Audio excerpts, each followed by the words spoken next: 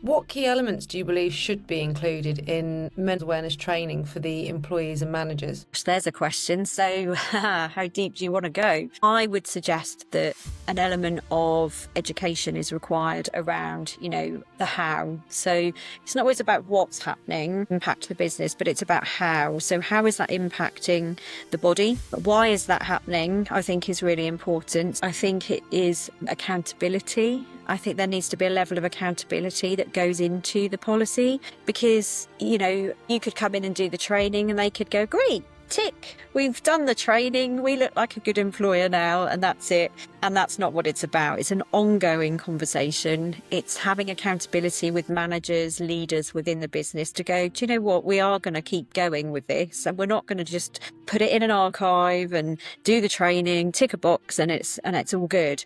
It has to be some outputs as a result. My partner is perimenopausal. Can you give me any advice? And I was like, well, I'm happy to talk to her. I'm happy for her to, come in my support group. And nearly everyone that has come to me, they've said, oh, no, they should go mad if she even knew that I was talking to you or that I'd messaged you. Yeah. I think it's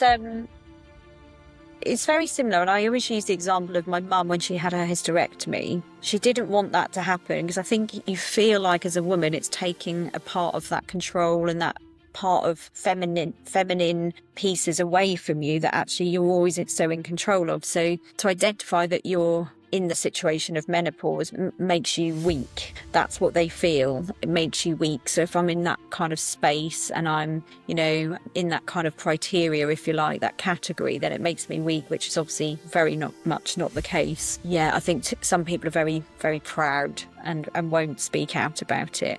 Some success stories of how implementing menopause-friendly policies has positively impacted both employees and the businesses that you've implemented these in. Yeah, so one of our clients, when we've done the policy, the empowerment groups, again, openly started writing articles about menopause and sharing that on their kind of social media platforms. But also in the workplace, they have like a little blog that they go out and share it on. So gone from being completely quiet to the other side of the coin and really sharing and wanting to make an impact that way. So that was really good. A couple of clients of mine, without mentioning names, had rung me and said, thank you for bringing Michelle to the meeting when we had the client event, because, had I have not been going through it myself, and I'm very open about that, and they know that because I think I pretty much told everybody where I was at that meeting. But had they not had that training, they would probably have continued not talking to their wives or treating them in a completely different manner than that they do now.